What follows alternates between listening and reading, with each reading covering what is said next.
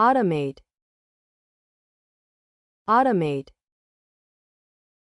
automate. So, let's talk about the word automate. As a language teacher, I'm happy to help you understand it better. The part of speech for automate is a verb, which means it's used to describe an action or a state. Common usage for this word is in the context of technology and business. People often say they're automating tasks or processes that were previously done manually. For example, the company automated its accounting system to save time and reduce errors. This means they replaced some human effort with computer programs. Special note: sometimes people use automate as a synonym for robotize. But technically, automation doesn't always mean robots. It can also be about using software or algorithms to simplify tasks. In formal settings, you might say something like, "The university has decided to automate the enrollment process for new students in order to streamline their onboarding experience." Here, the word automate is used to describe a process that's being taken over by technology. In casual conversations, people might say things like, "I wish I could automate cooking dinner every night, that would be amazing." In this context, automate is used as a humorous way of saying, do something repeatedly without having to think about it. On the other hand, in business or academic settings, you might hear phrases such as, "Our company plans to automate its production line with AI-powered robots to increase efficiency and reduce labor costs." In this example, automate is used in a more technical sense to describe the implementation of machines that can perform repetitive tasks. So you want to learn about something that helps people save time and effort by doing repetitive tasks on their own?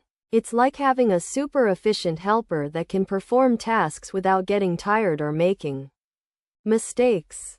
This technology uses special rules or instructions to complete jobs based on specific guidelines, which makes it perfect for tasks that involve following a set of steps, like sending messages or reminders.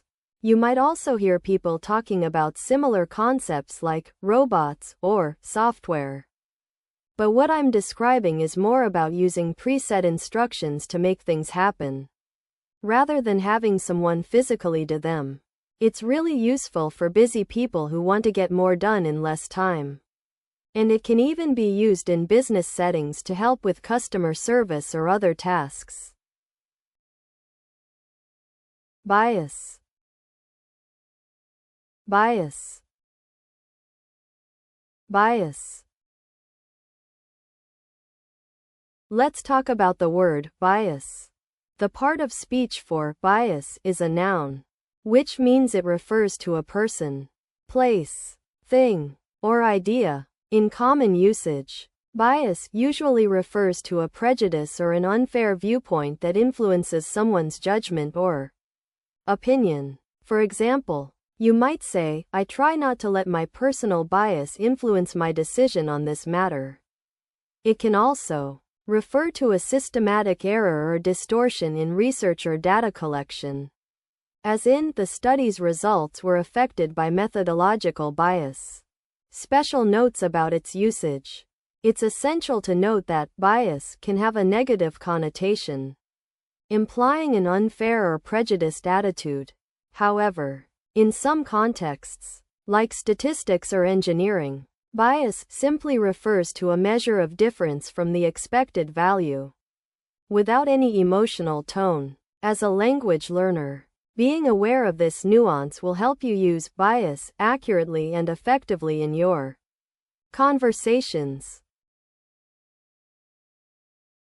In formal usage, an example sentence might be, "The judge's decision was called into question due to allegations of bias towards defendants who couldn't afford expensive lawyers." Context-wise, this scenario involves a serious accusation against a member of the judiciary. which requires a thorough investigation and potential reform. Moving on. In casual conversation usage, one might say, I think I'm biased towards buying Italian food every Friday. It's just so much fun. Here, someone is sharing their personal preference for trying out a particular cuisine on a weekly basis. With friends or family, the tone is lighthearted and conversational. Lastly, in business or academic usage, an example sentence could be, a meta-analysis of several studies revealed significant bias towards the use of certain statistical methods by researchers who received funding from pharmaceutical companies. In this context, the word bias takes on a more technical connotation, highlighting issues with data integrity and research ethics within professional settings. So you know how sometimes people have preconceived notions or assumptions about something or someone, and that influences their thoughts or actions. That's kind of what we're talking about here. It's when someone's judgment or opinion is influenced by their own background, experiences, or cultural context in a way that might not be entirely fair or accurate. For example, if you grew up thinking a certain group of people were bad because your parents told you so, but later found out they're actually really great people, that's an example of how our initial thoughts can be misguided and need updating. It's like having a pair of glasses that shows us one way to see things, when in reality there are multiple perspectives we should consider. Chart. Chart. Chart. So, let's talk about the word chart. As a noun, a chart is typically a graphical representation of data, often used to show information in a visual way. In common usage, you might see charts used in various contexts such as business, sports, or education to display statistics, trends, or progress over time. For example, you could say, the team's chart showed that they were leading in the league, or, the students' chart helped her understand the concept of exponential growth. One special note about the usage of this word is that it can be confused with the verb chart, which means to create a map or plan of something. To avoid confusion, make sure you're using the noun form when referring to graphical representations of data. As I was discussing my language learning goals with Emma, she mentioned that she needed to chart her progress over the past few months. So we headed to the office and grabbed a sheet of graph paper to create a detailed chart of her vocabulary acquisition. Hey Emma, how's it going? I asked, and she replied, to be honest, I'm struggling to remember all the nuances in German grammar. But with this chart, I can see where I need to focus more.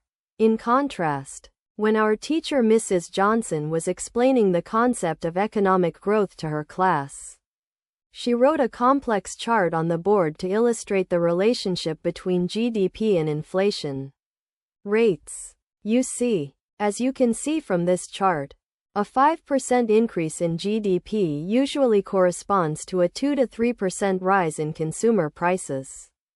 Meanwhile, at the marketing meeting for our company's new product launch, our CEO walked in with a sleek-looking chart on her tablet. Okay everyone, let me just show you this chart real quick. It shows how we can reach an additional 10,000 customers within the next quarter if we optimize our social media strategy and increase our advertising budget. So you want to know about that visual tool we use to compare and show relationships between different things? It's usually a diagram with rows and columns where we can list items on the left and right sides, and sometimes even add colors or symbols to make it easier to understand. The main characteristics are that it helps us see patterns, similarities, and differences between groups of data, and it's often used for research, planning, and decision-making. You might also hear people talk about graphs, tables, or diagrams. They're all similar concepts that help us organize and visualize information in a clear way.